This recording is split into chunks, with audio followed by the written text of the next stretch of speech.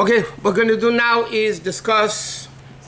We basically said who you can. We're not done with it, but we're leaving it at that.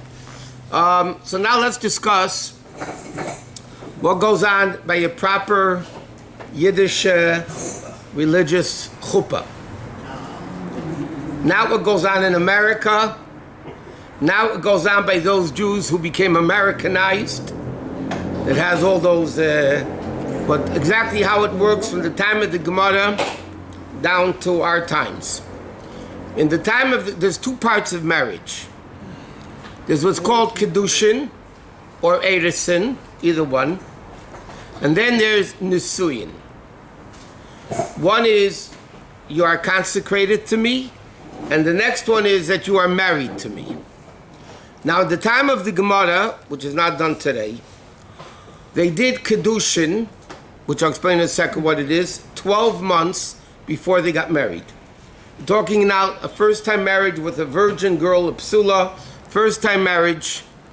They did what we do is with a ring, okay?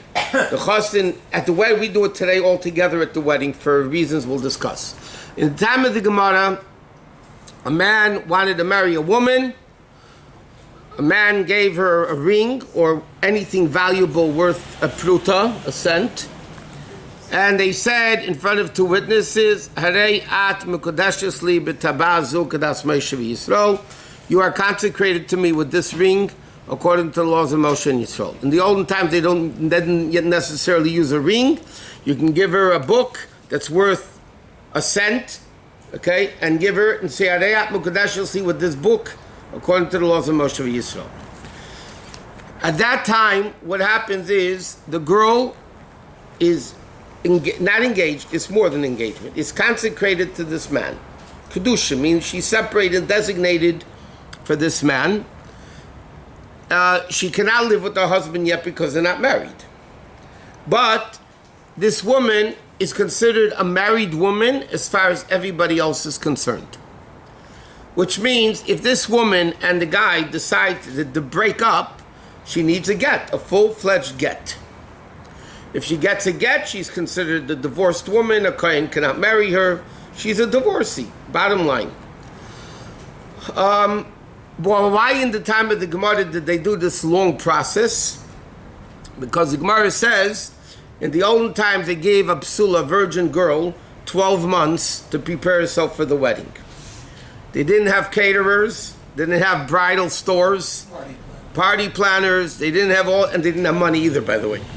To be able to just order a gown and order a caterer and a photographer, and they didn't have a photographer then either. So they gave her 12 months to get ready, to sew her clothing that they needed, to get an apartment, to prepare herself for the wedding. So they gave her 12 months. But in order not to lose each other, he gave her the ring, or the object of value, in front of two witnesses, and he said, Harei at mekodeshes li, with this ring, according to the laws of Moshe Yisrael. Now, according to halacha, that ring, even today, cannot have diamonds on it. It has to be a plain gold ring. Why does it have to be a plain? I'm not talking about the engagement ring. I'm talking about the ring that you use under the chuppah today. And then also, it wasn't allowed to be with stones. Why is it not allowed to be used with stones? Because the woman might think the stones are more valuable than they are. She might think the stones are worth $10,000 and they're only worth $5,000, so she's tricked because she agreed to the kedushin in her mind because she's getting a $10,000 ring, and instead it's only $5,000, so it wouldn't be a valid kedushin. Therefore, you give her a simple ring that she knows this is what I'm getting, whatever the price of gold is, and this is what she's getting. Okay, therefore, that's the way it's done. Nowadays, nowadays we don't do that. I'll say this in a second. Nowadays, we don't do that. We do the kedushin under the chuppah. Why? Because God forbid, if they break up, she would need a get, and she would be a divorcee in it. So we don't do that today. Today we do it under the chuppah, hopefully, they're not changing their mind. Okay? There's a lot of peer pressure. At that time, they shouldn't change their mind. So now, even though it happened, by the way. Anyway, so bottom line of this is, nowadays we do it together. So in fact, by a chuppah today, if you know, there's part A, which is the kedushin, which is the rabbi makes the two brachos, and then the chosin gives the kala the ring and says it out mukadeshesli. The second part, which is called the nesuin, the marriage, which allows the woman and husband to be together, to live together as husband and wife. That is the second part of the chuppah that's called the sheva brachos. That is the nesuin part. Now, after the nesuin, in the Ashkenazi communities, they have what's called yichud. The chosin and kala go into a room alone, and they have yichud after the chuppah. That's the way Ashkenazim do it. The Sfardim don't have yichud. They have a lot of different minhagim also, even up to the chasim, but they don't have a yichud room. What they do is they have yichud under the chuppah. How do they do yichud under the chuppah? As everybody, if you've been in a Sephardic wedding, they know that after the ksuba is read, they take a talis, the chosin makes a bracha on the talis, and they wrap themselves, both of them together in the talis. In the Sephardic community, that's the concept of yichud, that they're being alone, and that finalizes the nesuin. After the chuppah, meaning after the sheva brachos, they're now married 100% husband and wife. To separate part A from part B, because again, part A used to be done 12 months earlier. So you want to make a break between part A and part B. So the custom is you read the ksuba. Now, if you think about it, there's no reason to read the ksuba. The ksuba is a financial document that the husband binds himself to take care of the wife, feeders, the obligations of a husband to a wife. And if, God forbid, there's a get or death, he collects the ksuba. So really, a ksuba is a document between husband and wife. What is the purpose of reading the ksuba? To make a break between part 1 and part 2. That's all, the only reason we read the ksuba. In fact, it's interesting. Today, under a chuppah, giving somebody to read the ksuba is a big honor. Years ago, it was the least of the honors. Who did they give it to? The shamis, the rabbi shamis, the caretaker over there. They let him read the ksuba. Why today is it a big honor? Because the ksuba is in Aramaic without vowels. Okay? How many people, even rabbis can't read it right, how many people are able to read the ksuba properly in Aramaic without so they give it to a chashuv, a person, a yeshiva, a rabbi, a rav, to a learned person, because they're basically simply that he only was a could read it. Why don't they simply change it to Hebrew and make anything for? Because we don't change decrees that the rabbis instituted. In the time when the rabbis instituted the ksuba, it was Aramaic was the express. That's why the Gemara is written in Aramaic, because that was the language of the common folk. That's what everybody spoke. In those countries, they spoke Aramaic. So they wrote a document in Aramaic. What if the rabbi doesn't speak Aramaic, doesn't understand to speak Aramaic? Huh? He's speaking rabbi, he goes up, he doesn't know what he's saying, just can't speak it. Do you think? So then they don't call him up. I mean, if they learn Gemara, they have to be able to read Aramaic. What? It's also Aramaic because all the contracts in that time were all written in Aramaic. Why? Yeah, but why? I'm just saying the real reason for all of them is because that was the language of the common language. That's what everybody spoke. That's why the Gemara was written in Aramaic. Zohar is written in Aramaic. The Zohar Aramaic, by the way, is true blue Aramaic. A guy can learn Gemara very well, and Zohar will have a problem with, because Gemara has a lot of Hebrew mixed in. I was told they know Aramaic because the angel don't understand No. Aramaic. They learned Aramaic. That was the language they spoke. That was it. That was the simple reason why everything is... Okay. So now, it's a very interesting thing, and it's interesting concept to understand, by why do you have the witnesses that say Ariyat Mukdeshesli, you must have 2 kosher witnesses. This is very important. What kosher witnesses mean? Number 1, there has to be nothing wrong, nothing against the women. It's Gzer Sakosov. The Torah says, and that's it. You can't have women as witnesses under the chuppah. Okay? You can't have relatives under the chuppah as witnesses because they're not kosher witnesses. The Torah says brothers, cousins are not kosher witnesses. They have to be completely shomer Shabbat. If not shomer Shabbos, they're not don't have a din of a religious Jew, and then therefore they can be witnesses. So when you pick witnesses as witnesses under the chuppah, they have to be, number one, not related to each other.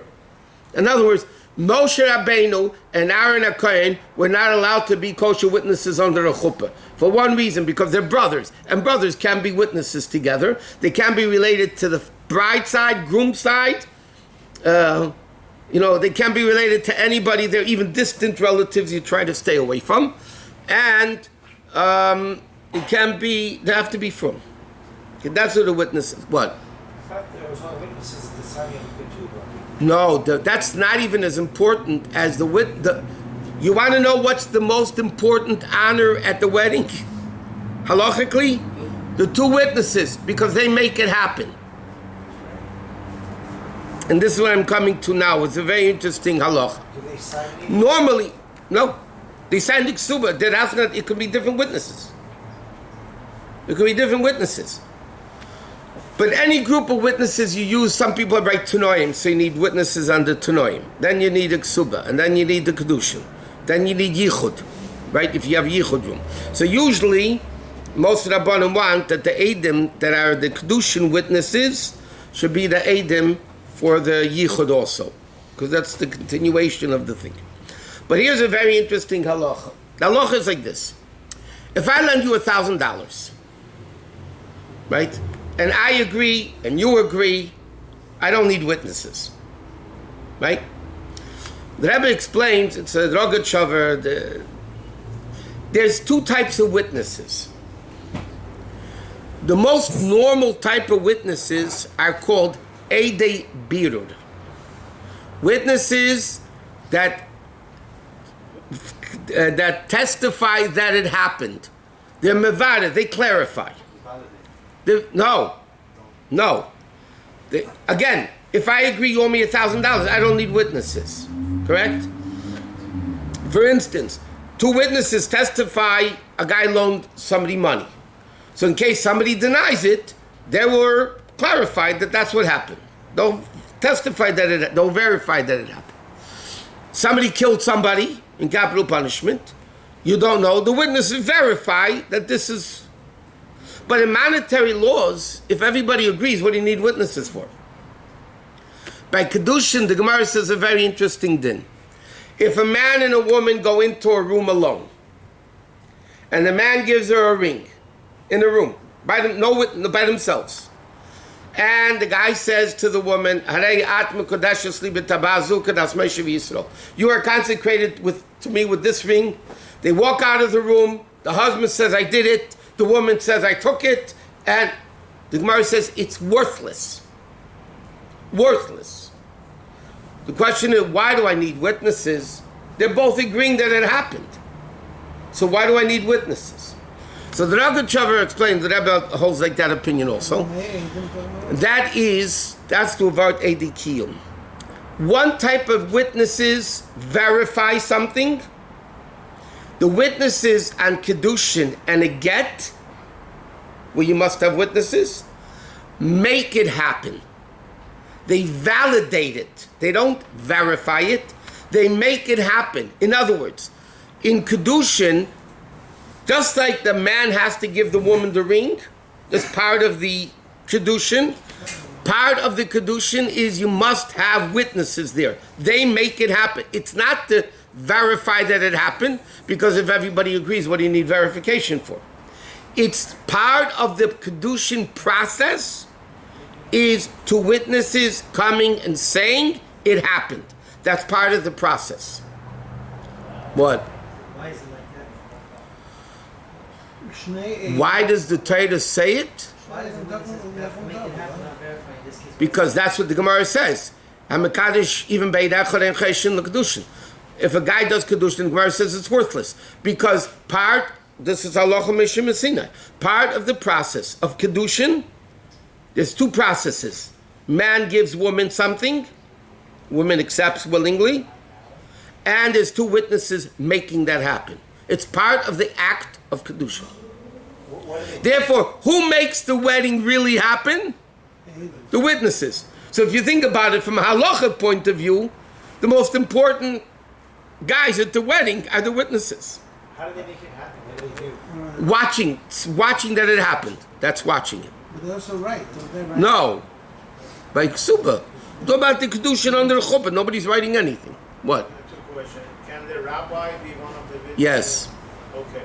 When you are, what are you, when you're watching, are you saying that I guarantee that this girl is 100% Jewish, this boy? The witnesses, that's the rabbi's department. The witnesses testify on one thing. Man gave woman a ring of value. Therefore, what the rabbi does, we'll get to that, it's later. Right? He asks the witnesses, he asks the chosin in front of the witnesses, is this your ring? Because a lot of times, a father could buy it for the chosin never acquired it. It's not his ring, it has to be his ring. So he asks number one, the chosin, in front of the two witnesses have to hear this. Is this your ring? Yes. Then you show the ring to the witnesses and you ask him, is it worth a penny? Or pruta, say a nickel. And they look at it and they say, obviously it's gold. So they say, yeah. Then we'll continue in the process.